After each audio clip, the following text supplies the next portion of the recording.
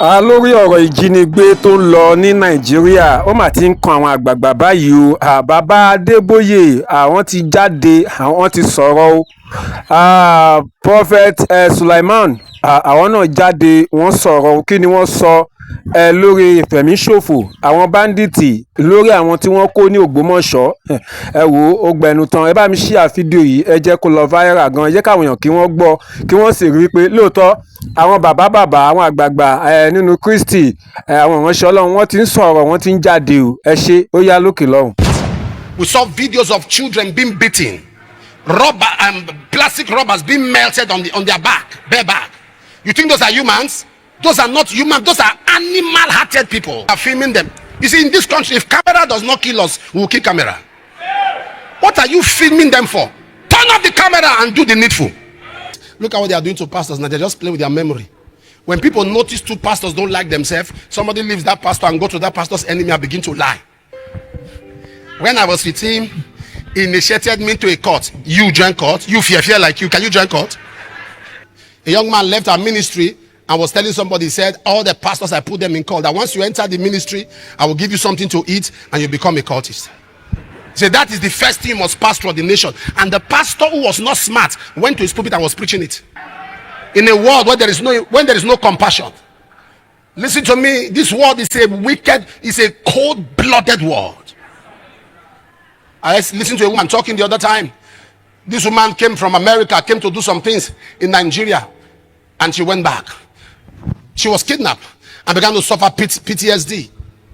When her husband touches her, she'll be shocked. She says she came back, she had not allowed her husband to touch her because of the trauma. What was the trauma? She was kidnapped and kept there for weeks. And this young man took turns in molesting her. She said that's not what broke her. He said none of them is up to a gate man. None of them is up to a driver. Even the days when she was in her period, they molested her. She said one of the days they raped her 17 times. Am I talking to somebody here? In one day, they sold house, sold everything. Those are people whose hearts have been seared. A compassionless, wicked heart. We saw videos of children being beaten, plastic rubbers being melted on their back, bare back. You think those are humans? Those are not human. Those are animal-hearted people. And you get such people, you are filming them. You are beating them, you are filming them. You see, in this country, if camera does not kill us, we will kill camera. What are you filming them for? Turn off the camera and do the needful. Am I talking to somebody here? Turn off the camera and do the needful. There are people that don't deserve to live. Am I speaking to somebody here? That a woman is crying and begging, carrying baby at her bed back, that's enough for you to say go. But no, you keep them. Compassionless generation. A young man from Germany called me, said the mother was sick in Kogi State. I said, let's pray. We prayed. He called again. He said, my mother said I should come. I said, as what now? As doctor? You are in Germany. Your mom is in Kogi. What are you coming to do? We've prayed. He said, but my mom said I should come. My mom. When you start hearing a young grown man calling his mother mom. Mom. If you say mommy, if you say mama, if you say mother, when you say mom, it's a case beyond redemption. Mom, that's a bomb boy. My mom said I should come, and we talk. I said, don't go. Okay, he called again. I said, this night is get critical. Give your wife the phone. And I said to the wife, if your husband leaves, you are going to be in trouble. Don't let him come. After a couple of days, she called me, said, I can't see my husband. I'm calling him, he's not picking. The next thing, said, somebody saw him at the airport. Please, sir, call him. I tried, he wasn't taking my call. You know, he was busy. How do they call that thing? When somebody's cutting your calls. It's not busy. He cut the call. Cut is cut. He cut the call. And the next thing is in the country. Called me and said he just landed the country. I didn't say a word. Went straight to the hospital where the mother was. Less than 2 hours, his body system changed. By the next day, he was admitted there. The mother was discharged. He died in that hospital room. Meaning a woman was saying, my son should come so that I can exchange him. My son should come so I can exchange head. My son should come so I can transfer the debt. My son should come. A mother that carried the child is a compassionless generation.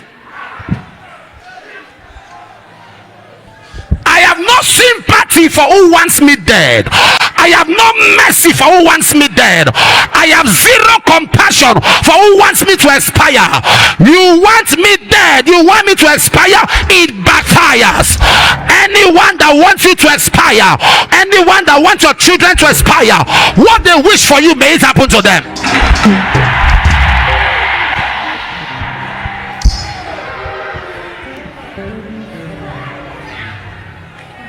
A compassionless generation. God is compassionate. God is compassionate. That's the goodness of God. That's the goodness of God. That's the goodness of God.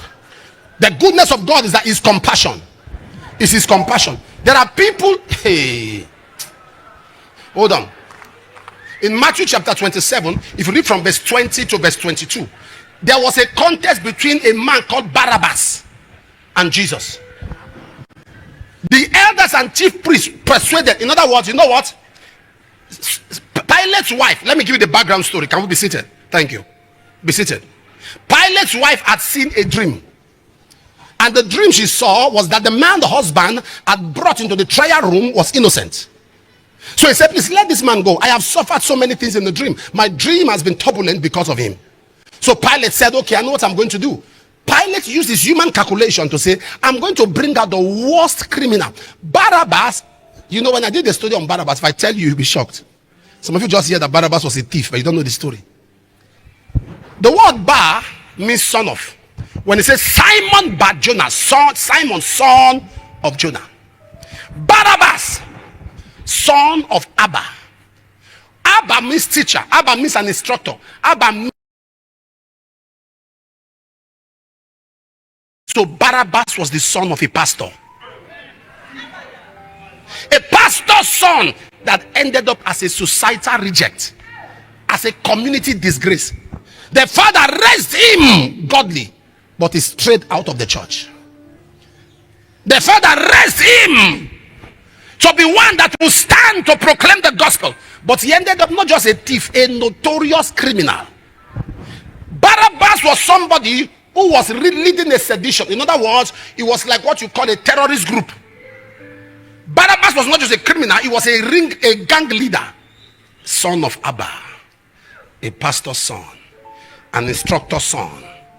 How do you feel as a parent that the very things you fought against in other children is what your children are manifesting? How do you feel as a mother that you have a child giving you concern? Do you know what it means to be a teacher, an instructor, a tutor, and your children are out of character? Do you know what it means that growing up you are a disciplinarian? Everyone knows you to be a disciplinarian, but they look at your children. They say, look at your own. When they brought, so what he did, Barabbas was a notorious. As soon as Barabbas was taken into custody, everyone heaved a sigh of relief. Now we can rest.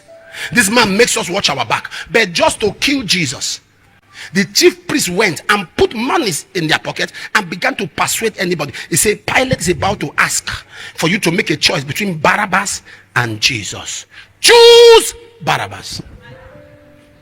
Do you know when Jesus came, there was nothing they could say. They had to hire blackmailers, hire accusers. What has he done? Just kill him. There are many people. Why do you hate me? They have nothing to say. Why don't you like me? They have nothing to say. Your presence is a threat. Your seeing you causes them confusion. They just dislike you for nothing. What have I done? They have nothing to say. They come up with stories, and when they begin to narrate the stories, they don't make sense. So you have an idea that this is calculated. It's a campaign of cacophony, a campaign of calumny, the name calling. They say all kinds of things, and you're asking yourself, what you are saying does not add up.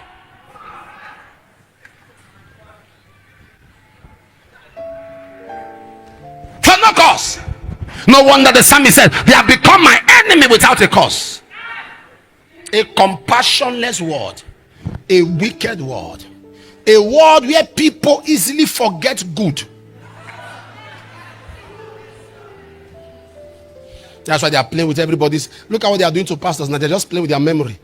When people notice two pastors don't like themselves, somebody leaves that pastor and go to that pastor's enemy and begin to lie. When I was with him, he initiated me to a court. You join court? You fear like you. Can you join court? Pastor initiated me into a court. A young man left our ministry and was telling somebody, he said, all the pastors, I put them in court. That once you enter the ministry, I will give you something to eat and you become a cultist. He said, that is the first thing you must pass through ordination. And the pastor, who was not smart, went to his pulpit and was preaching it. Until somebody called him and said, I was ordained in that ministry. I'm a pastor there and I know you know me. Why didn't you ask me? Which cult? How? Was I sleeping where they put me? Guess what? That's how small young ladies are lying to pastors. See, because when people know that you like gossip, they will bring stories to you. You can only advise the commander-in-chief. You can't command him. Because if you command the commander-in-chief, then you become the commander of the commander-in-chief. That doesn't make sense. But I've tried. And God is my witness. So then, I don't want to take much of your time. What should we do now? I'm talking to you as my children. If I were asked to make suggestions, I would say quietly to our government,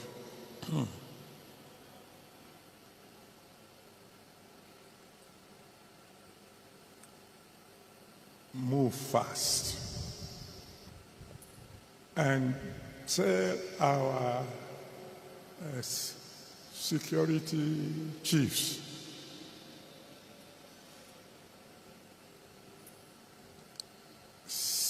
get rid of these terrorists within 90 days or resign.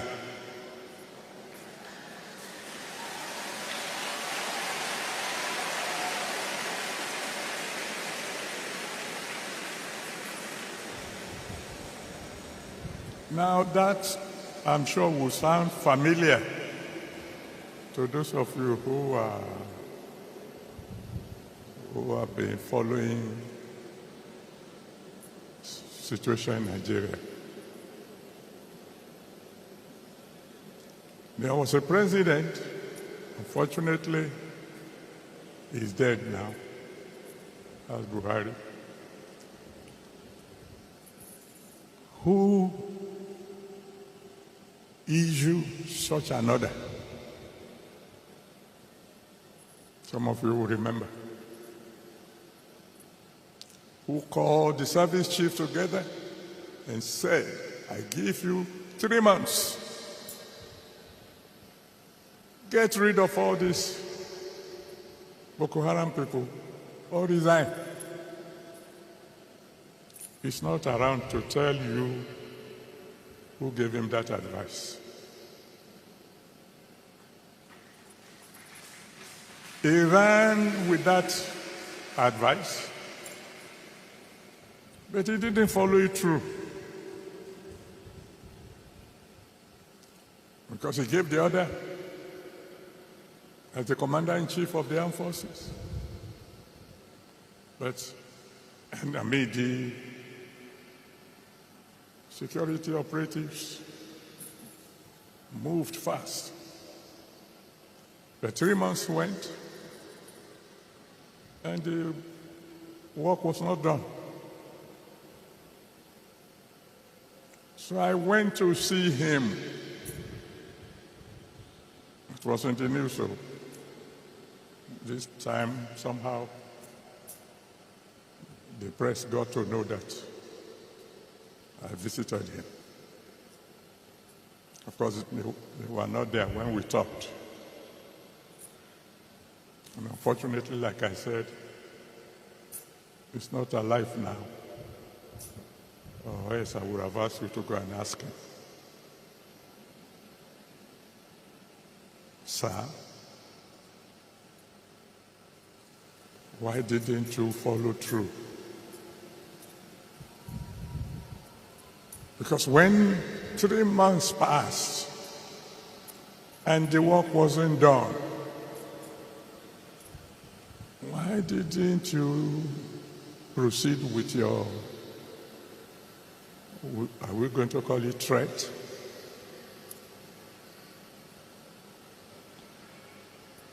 I won't tell you the details, but one thing came out of that meeting.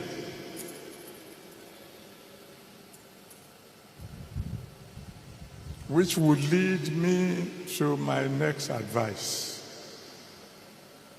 to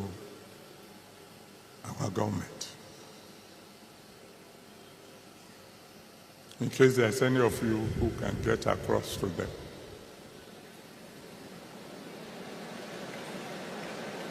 That when giving orders to the service chief this time round, we should make it clear to them that they are not only to eliminate the terrorists,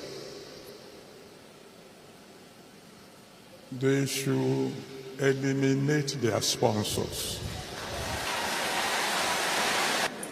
No matter how influential they may be.